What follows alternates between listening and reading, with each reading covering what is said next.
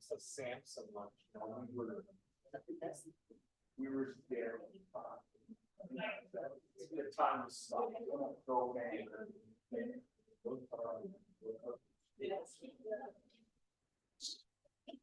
Yeah, what's the same ball?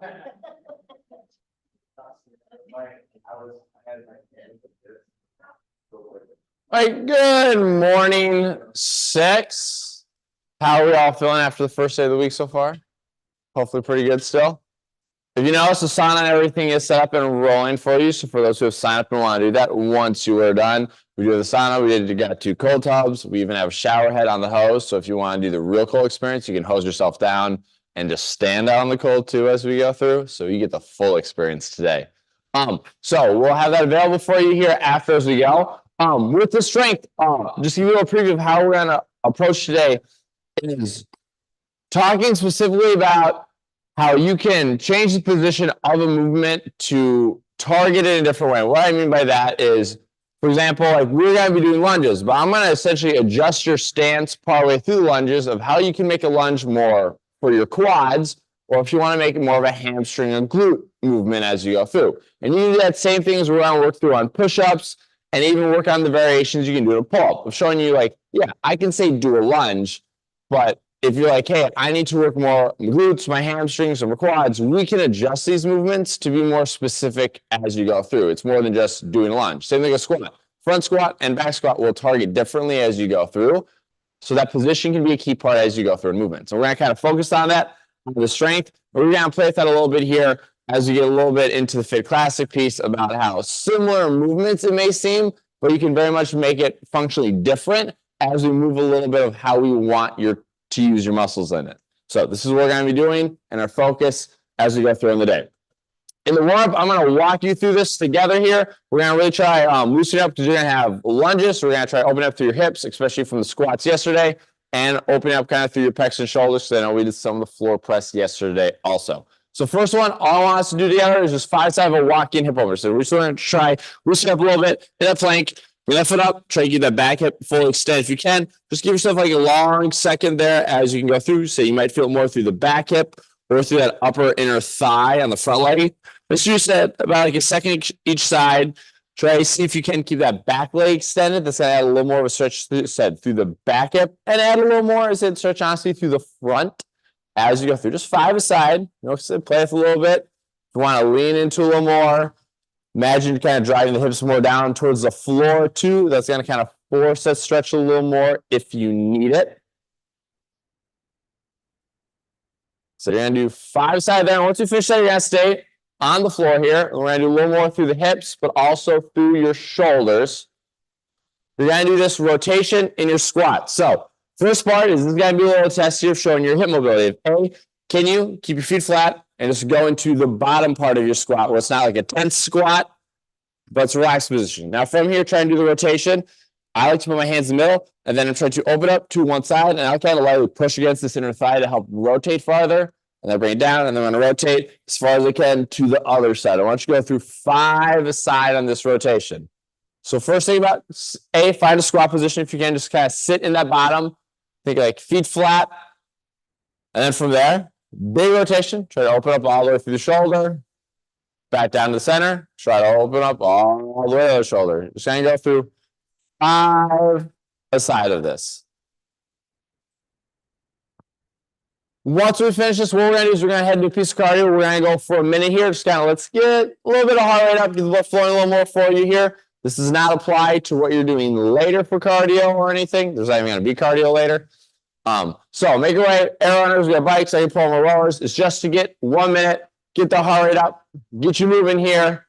I have the clock rolling in 10 seconds for us up front. More or less. Okay, hold on. Said. 1 minute. Then you go in here.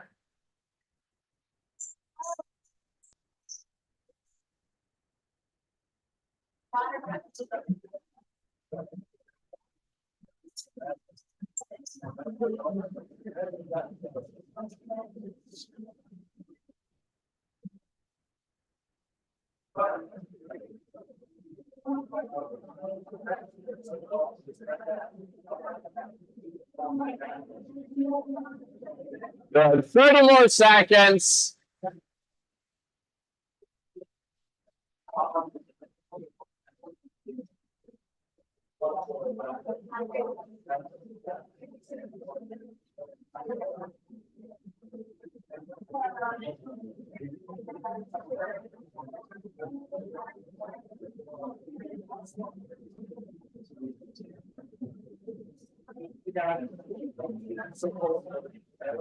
Good. And rest there. Bring it back out to the floor for you. So we're going to kind of work in similar motions with slight changes. So now you're going to add that rotation to your hip opener. So you're going to step that foot up. Then once you're there, pause. I'm going to give you two options. You can either rotate towards that knee as far as you can, or once that be a little more restrictive here and balance wise, let's try to rotate away from the knee. Then stepping back, go up to that other leg. Same thing, rotate. I want you to do 5 aside on this here. So same thing, same principles we did in that first round, trying to keep that back leg extended if you can for it here. Force you a little more of that stretch to the back hip, and then you either rotate towards the knee, or one that's going to be a little more restrictive is rotating away from the knee that is up. So you're going to do 5 each side.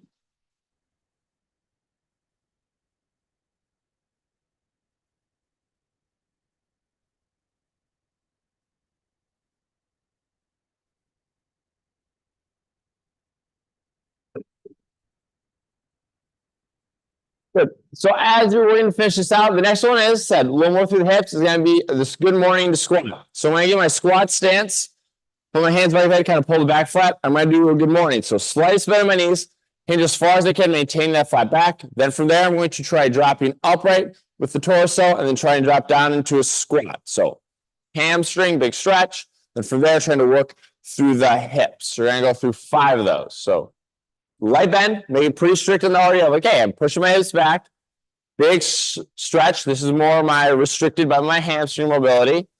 Then think as you drop into the squat, try dropping your chest upright now. So kind of like maybe doing more of that front squat positioning. And then we're going to add a little more through the hips here as we go through. I want you to go through 5 of these. Following those 5, we're going to head back to your cardio. We're going to do another minute here. So trying to build a little more intensity-wise here as we've been moving a little more. So get the heart rate as you come off. Hey, breathe a little heavier here. Feel the heart rate going a little faster for you now. Set. This clock rolling for you here in 10 seconds.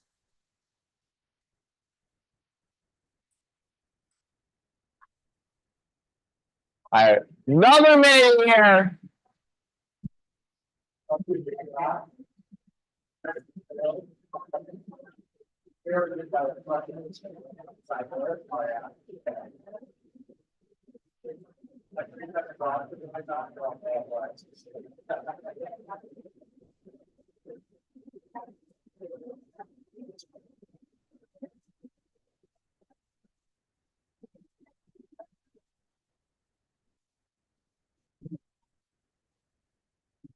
There's 30 more seconds.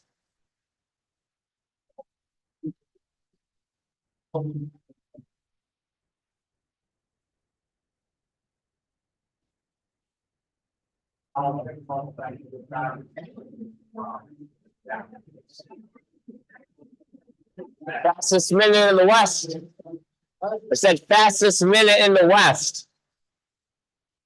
And rest there. Good. Quad floor said doing just a little more here. Moving on your body. So this next one, we're just going to do this 5 push-up to inchworm. You will be doing some of this press motion later, but I'm going to say right now, you just make this knee push-up if you need to. Just work on range of motion. I said, if you want to make it more on your shoulders, walk the hands towards the feet.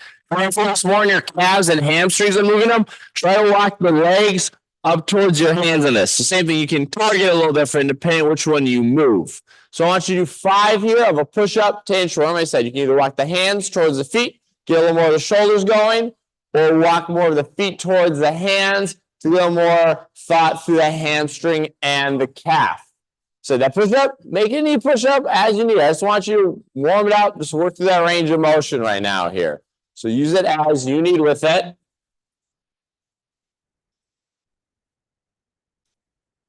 And I do see you down. I know they say hi, but hi.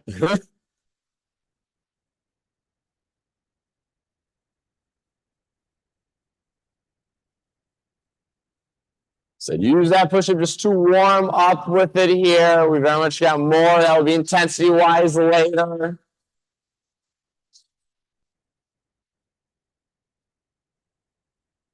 Good. And the last one we're going to do here, guys, said we were going to have lunge and just keep trying to really help open up through your hips, especially in this position. This is kind of this more, I'm going to say, long extended lunge. So I'm going to step back through this lunge. I'm going to really step farther back than I normally would. So this knee is way behind his hip. As I do this, I'm going to bring those arms overhead to really open up through the front, squeezing the back glute as I go down in this lunge. So it should feel like a really big stretch, especially as you get into that bottom proportion. So really try to work that range of motion. Like I said, I'm squeezing the back glute, pressing the hips forward. I at least bring that arm up in that same side to really help open up through that front part. I want you to go through 5 aside on this. Yep, yeah.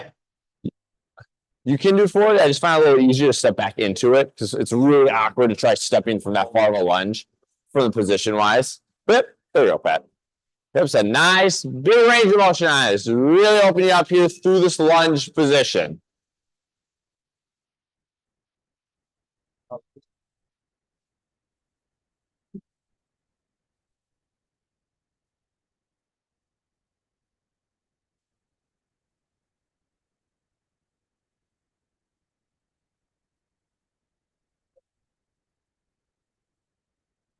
All right.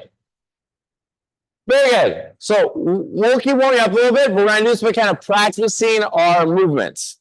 I said, working out the focus of today to be in both pieces in Winged Fit Classic is how you can take movements and you can make them a little more specific to what you want out of it. And the first one specifically is going to be this lunge.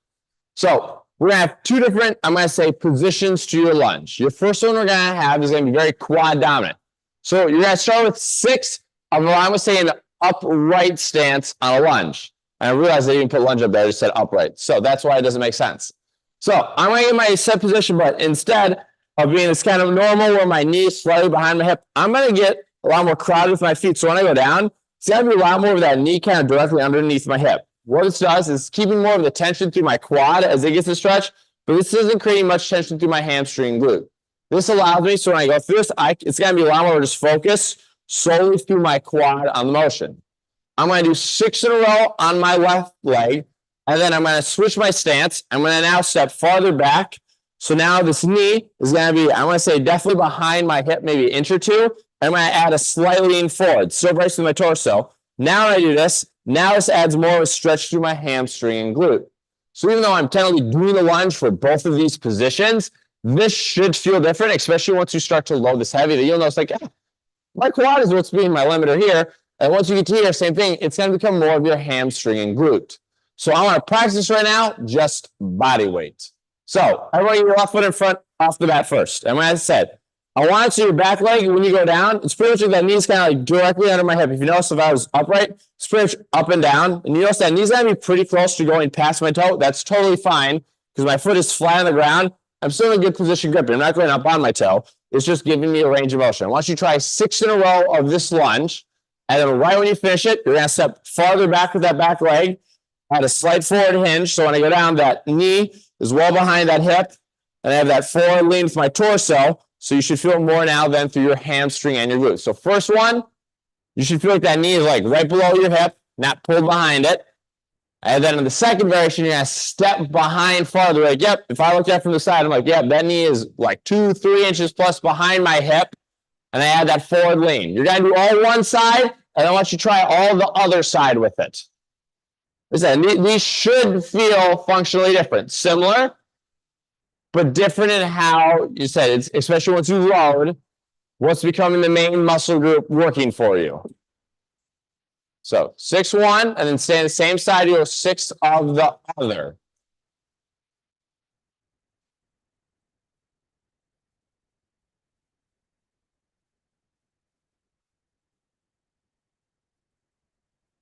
All right, So for this, if you idea, essentially you're doing 12 aside as you go later.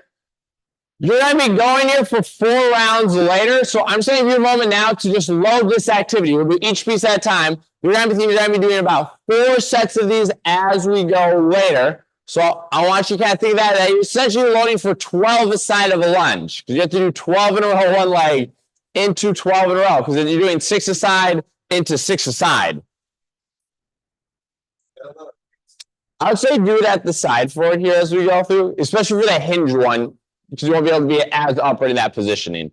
So I'm going to let you kind of grab some weights for that. Practice just that right now off the bat. That's all I want you to practice here off the bat is getting those. Be like, hey, you're saying it's more, it's like high repetition here as we go through.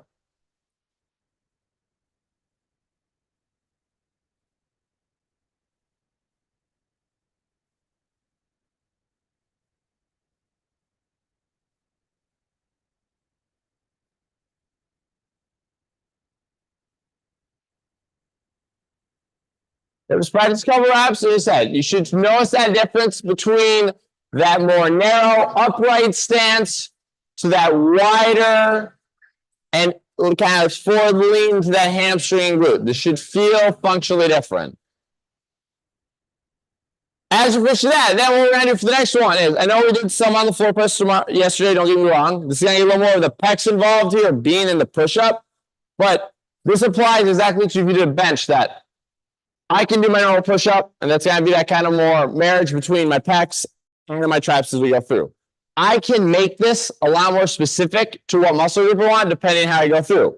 If I tuck my elbows in when I do a narrow push-up, and I want to clarify, I don't need you to do on the narrow push-up to put your hands right by each other, mostly because when you get to the bottom position, if you look at my wrists are being turned on really hard, and I'm in a very unstacked position, I can still just tuck my elbows in right by my side like this. And this is going to make this a lot more tricep dominant, but I'm still going to be in a much safer and stronger position through my wrists. So I can very much go through push-up and add my elbows right in. And this is going to become a lot more tricep now because my pecs aren't getting as much of a stretch, but it's putting more tension stretch through my tricep.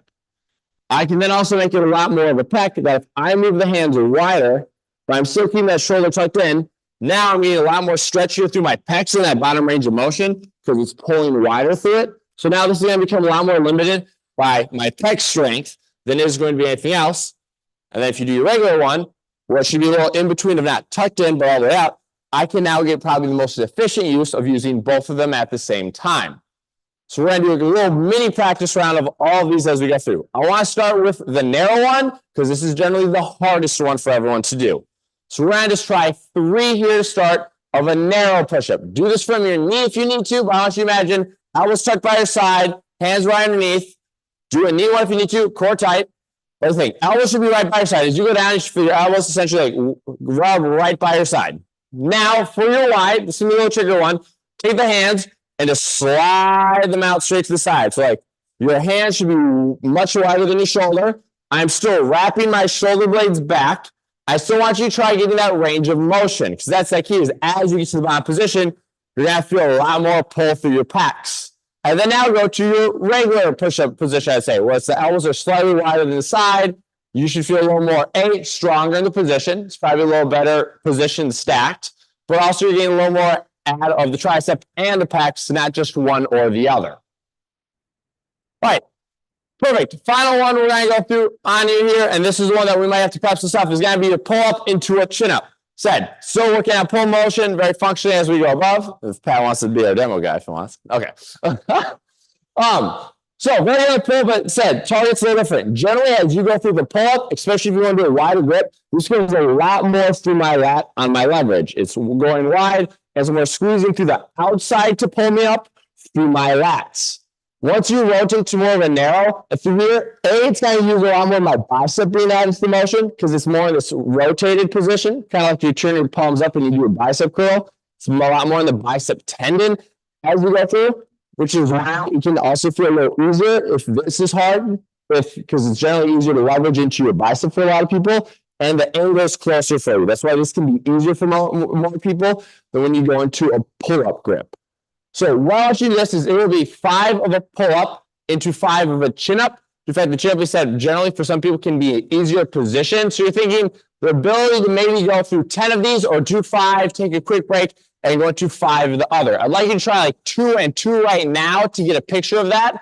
But I said, I want you to do the pull up first, then going into the chin up as you go through. Because I said, generally that chin up will give you a little more leverage here, be a little more stacked on top as we go through.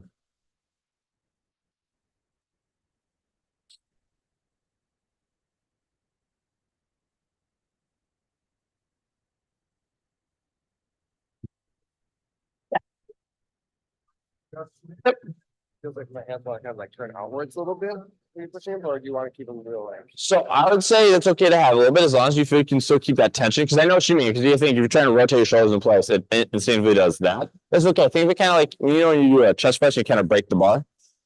Same idea. If you notice, I go like this. Only thing is that allows you to screw it in. I would say just don't let them go like this so you lose the tension. But it's totally fine to have a little rotation. Coordinate, so I would think.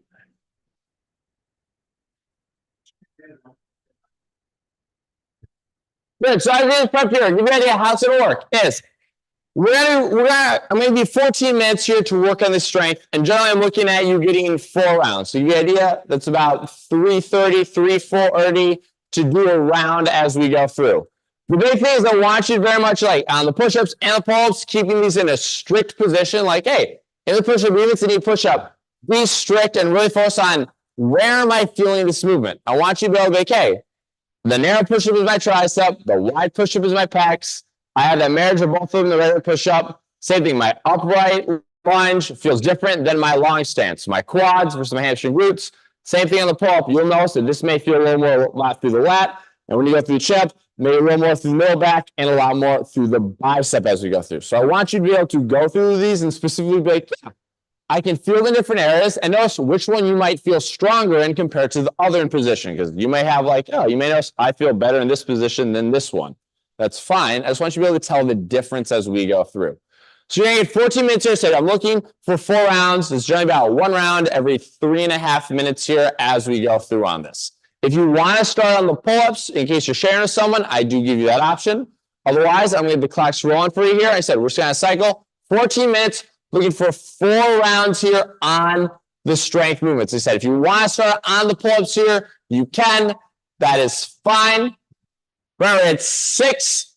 When you do the lunges, you do all your left side and then all your right side. So you'll do your more narrow stance for 6. You'll go right into the long extended lunge on that same leg. Then you will switch sides as we go.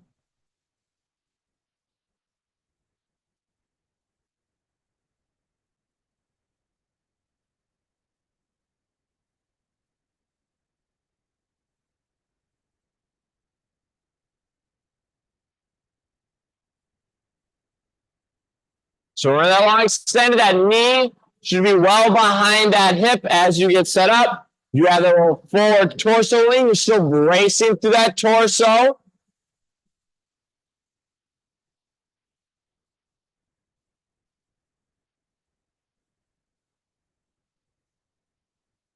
Yep. Go, Gary. Yep. Good, Andy.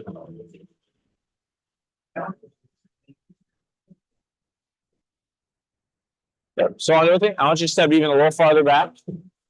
And now let that torso stay. That little lean forward on this one. Now go down. Then keep that forward lean. So that adds that tension to that hamstring, that glute. There we go. Good. So when you get to that push-up, I want you to focus and say, hey, work the range of motion. If it's a knee push-up or strict, we want the quality of the movement here so you can really work on the strength side, but also on where you feel it. So take that time in between movements to get set so you can have the quality of these as we go through. So this isn't a rush. I said I'm giving you a very nice 3.5 minutes or so per round as you go.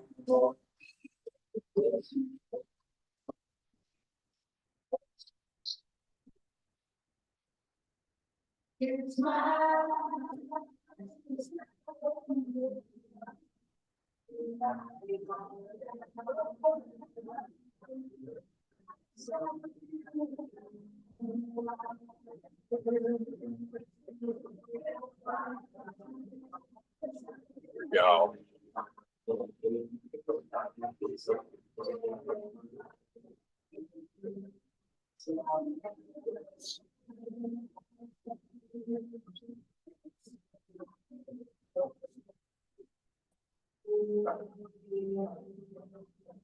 Over Korea.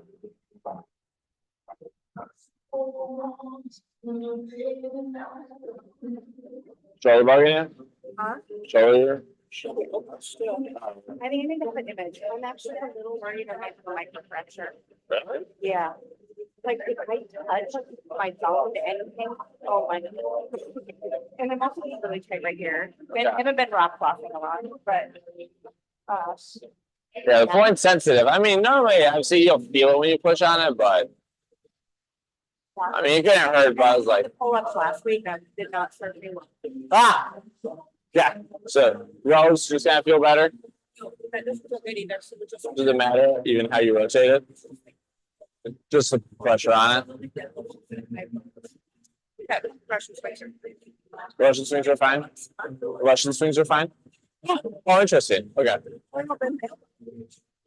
Oh, yes. I just thought just the tension it was holding on to would maybe do it.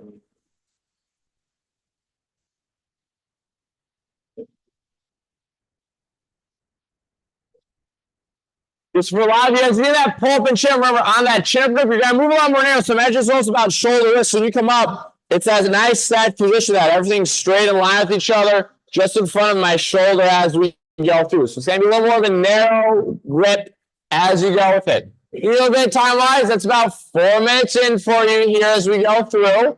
So I said, resting needs to move for about 4 rounds, maybe some more 3, and working a little bit into the 4th here. I said, giving you the 14 minutes here for it.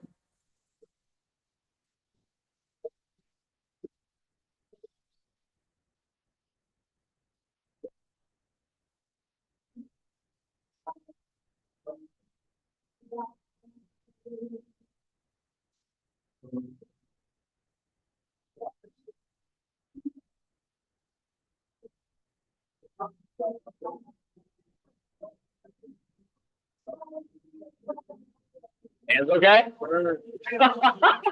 Oh, hey, you look, you're contemplating a lot, Jacob.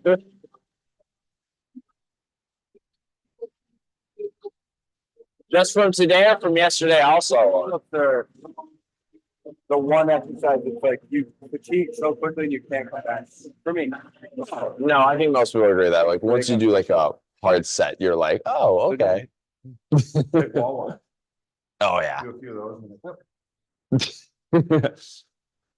Good. So as in that second set, remember I said I'd rather you take a little bit of break here and still be able to maintain this quality of movement. It's okay. I can still get that full range of motion as they go down to the ground on every variation. So take that time as you go through here. Move volley. Same thing that ship and pull up here. Rather 3 rounds with that good quality than trying to force just to move quick through it as we go.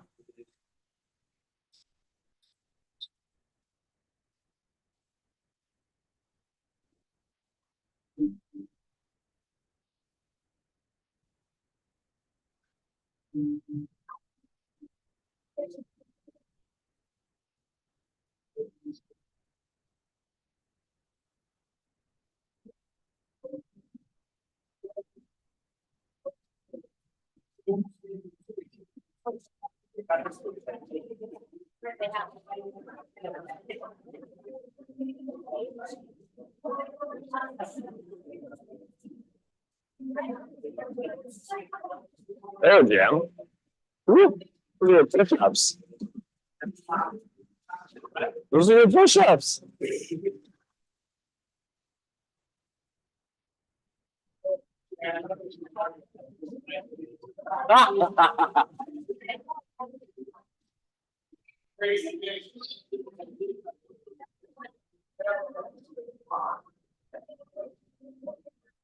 Good on. Those look like those are the right intensity.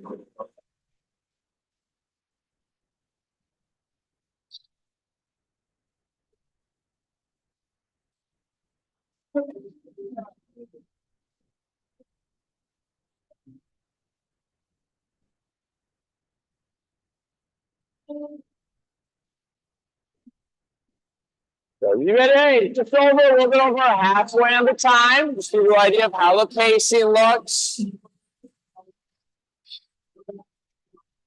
You able, Kelsey, to get that full extension, or does that bug the shoulder?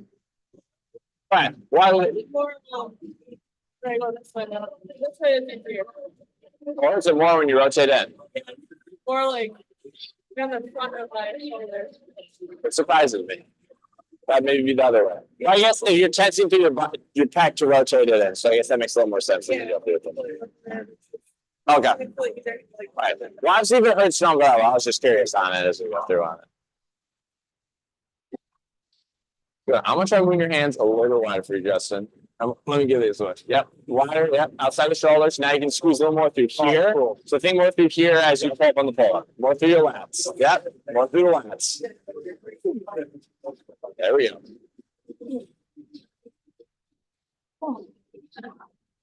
That's different. Yeah, that's what I think. Think more of that low rider for lighter, and then you rotate one there. Shoulder width, yeah, so when you come up, it'll be nice and stacked. It'll be more of that bicep and through the middle. Thanks, Steve. Yep. There we go.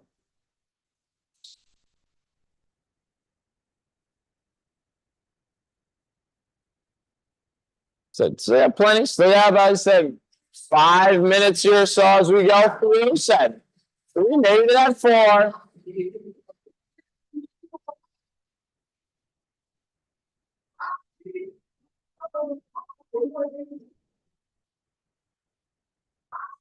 Look at that. That was good.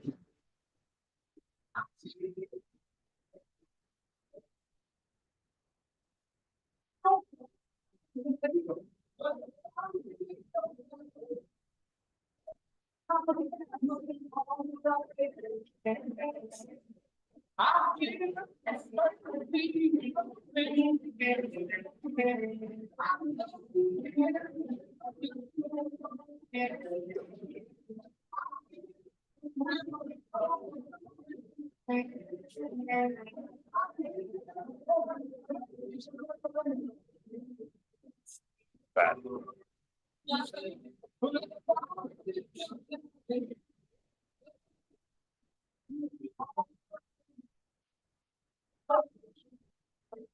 So, 12.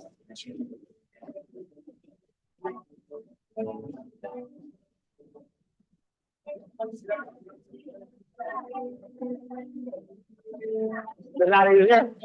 Well, honestly, they should. I was like, right. It's probably because that's pulse, but I think if I did the opposite way, I think your pulse would come straight. They're supposed to be, yeah. Yeah, but yeah, yeah.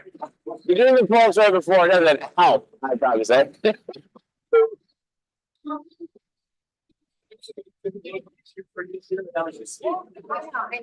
Ah.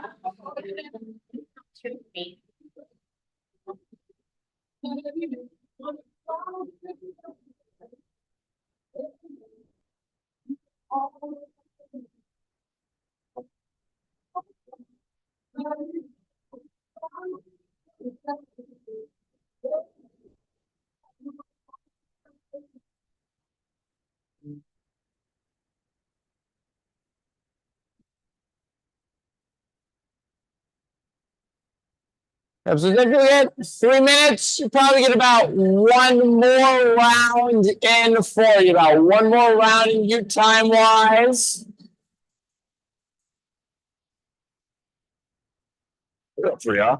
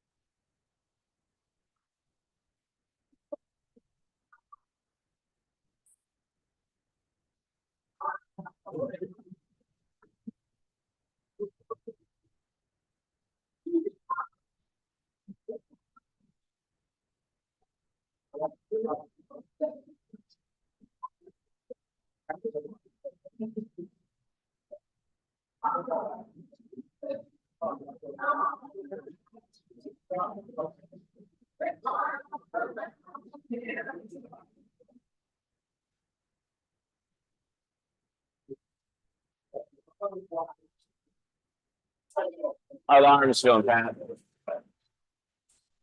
I had our chest yesterday too. Yeah, I lay it. It's nice to do that with fatigue, don't get me wrong.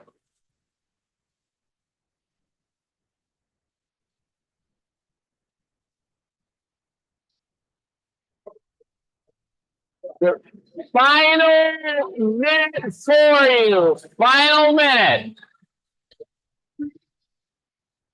So you gotta pick that last movement you would like to do.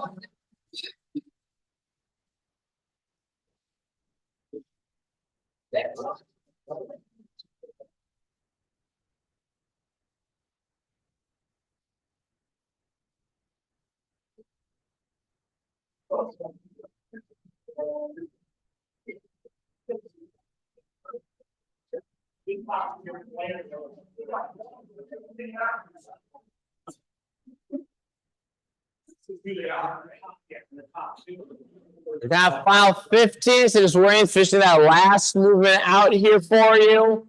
Once you finish that, dumbbells can go back, and then we'll talk about the last piece.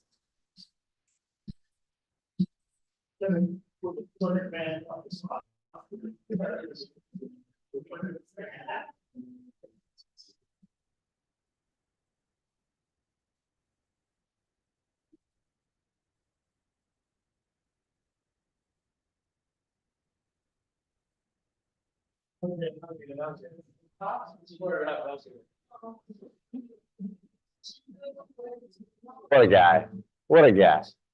All right.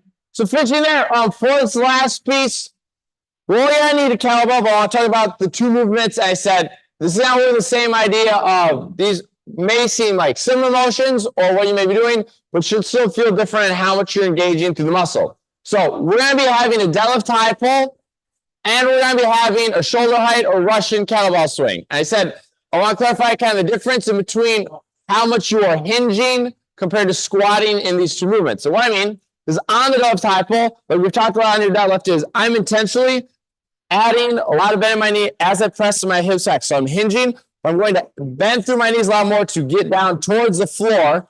This allows me to press more, and I'm going to be stronger because I'm using more of my quad along with my hamstring glute.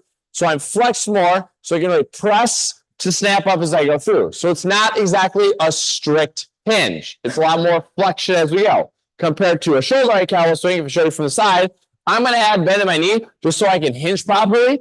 But if you notice, it's a lot higher and a strict hinge compared to the deadlift high pull as I go down. So I don't want you to try making the deadlift high pull a strict hinge because for a lot of people, I'll be honest, you won't have the mobility to get there. But it's got to be a weaker position because you're going to make it all hamstrings. You're not allowing your quads to help go into the movement. So you're thinking, well, I'm going to flex as I go into my deadlift high pull. And then when I go to kettlebell swing, I'm just adding the bend to help so I can hinge, but then snap out of it through my hamstring and glutes. I want you to load by getting a kettlebell that you say is challenging, that you can get to 15 on the deadlift high pull. Like, I can maybe get to 20 the first round or so if I needed to on it. I'm not going to ask you to. But okay, 15 I can get to is a challenge. Can maybe get to 20 in a row the first round if I needed to. That's where I want to load. You're going to use that same kettlebell for that and for the shoulder height kettlebell swing. So we're going for 15 here on the deadlift high pull.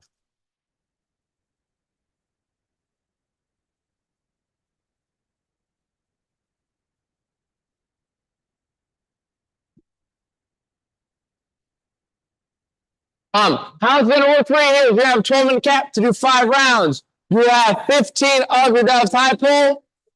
You will have then 12 of your Russian kettlebell swings. And then you're going to have a hollow hold. So the idea behind the hollow hold is you will be in a static position, so you don't have to move. You kind of get that. So I'll finish, I'll go down. I want you to think, while you're fatigued, can you hold this position? The lower back compressed, the shoulder off the ground.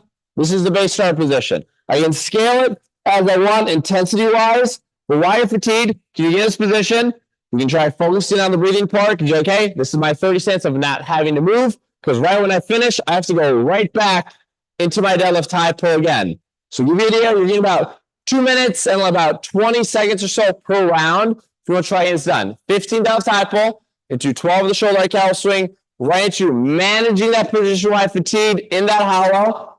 Then you're static, and then it hops right back to the top. You have 5 rounds you're aiming to do in 12 minutes. Questions? All right, step on up.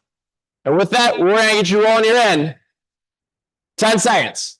Said 15 on the deadlift high pull. Remember, more flexion through the knee, press through the floor. You should be using the quads on it. So you're on 2, 1, and here we go.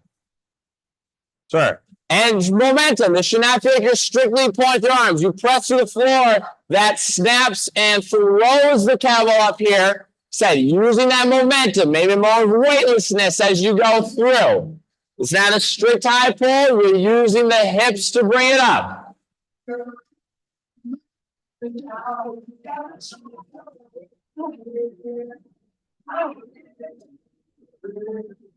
Now from there, that transition takes more of a hinge now. Do that shoulder right cow swing. Snapping through the hip.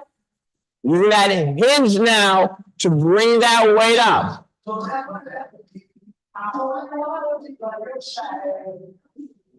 Once you finish that, look at the clock. Get set. You have 30 seconds in that hollow. And think, the quality, you have to 30 seconds in that good position. The lower back compressed, the shoulders off the ground. There's your standard no matter what. Then from there, you can scale. Can I have the legs extended? If I bring my arms overhead, are my shoulders still pulled off the ground? So you have the standards as you add to it. Once you finish with that, then you can go back to the top, and you'll have the 15 deadlift high pull again.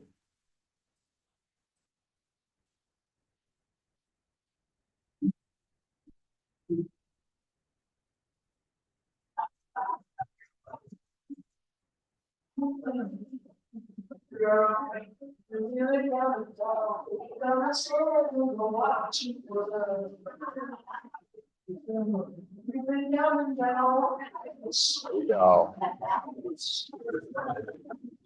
Where they have high pull, be tired.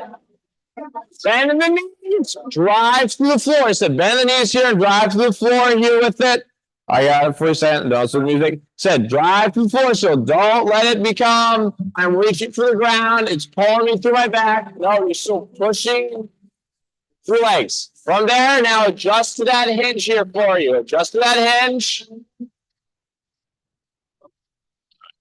little more beats on here for you. So hinge and snap through the hips.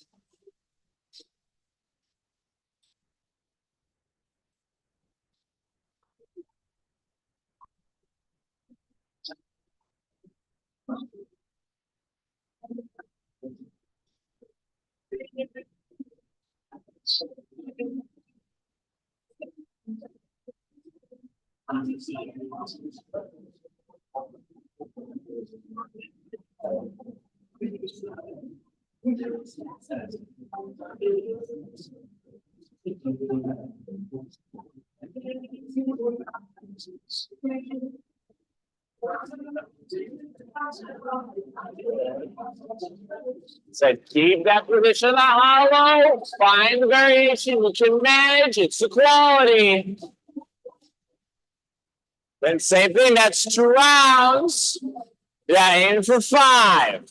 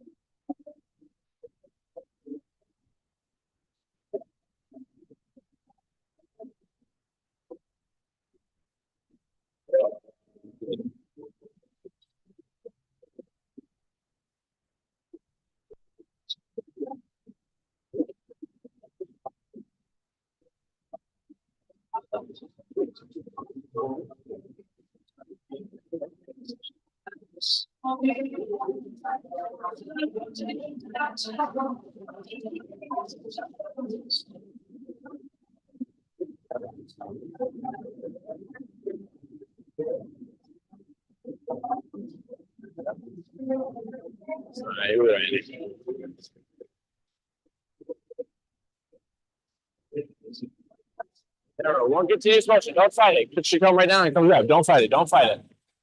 Grab. Don't fight it. So one continuous motion as we go through for you.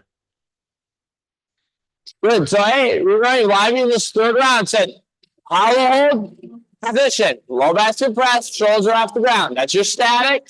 You have your standard. Don't let it kind of relax down as you go through. Maintain that 30 seconds of quality.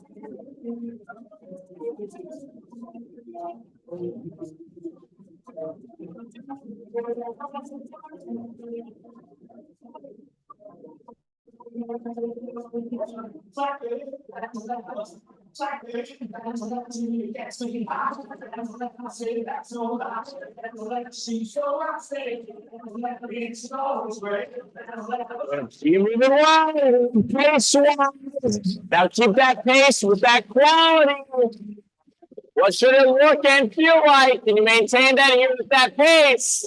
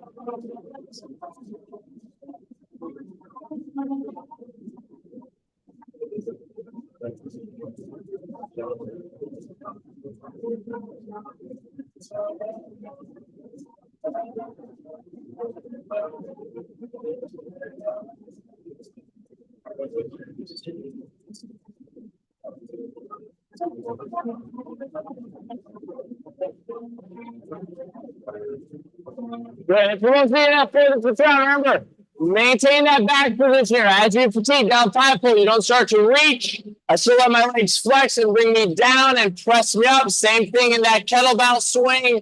My hips hinging, bring me forward. I'm now leaning forward as I get fatigued. I allow you for that second to last or last round. So maintain that speed. But let's keep that same form here as we go.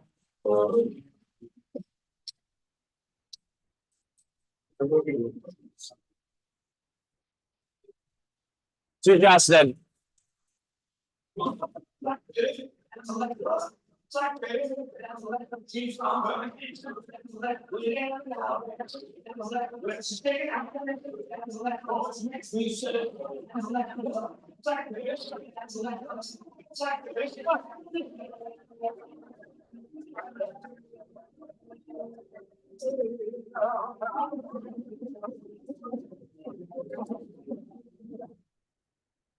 All right, so let's keep going. If you're guys alive, you're kind of working that last set or two here. See if you can finish.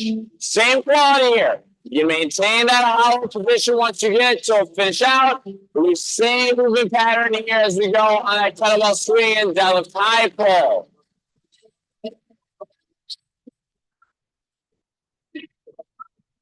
Are you signing?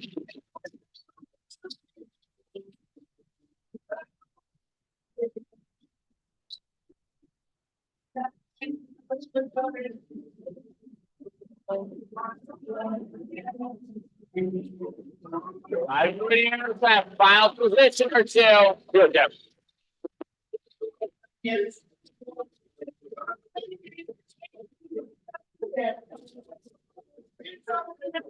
What's up, Don? There we go. Get that hollow. I hear them. Get out. Get the hollow.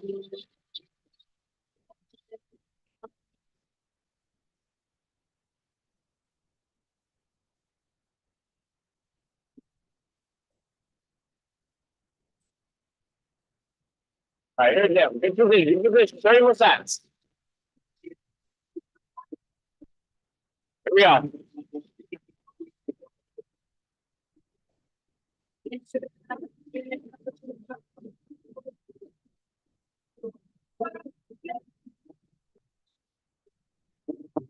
All right, come on, hold it, Jim. Hold it. Get there.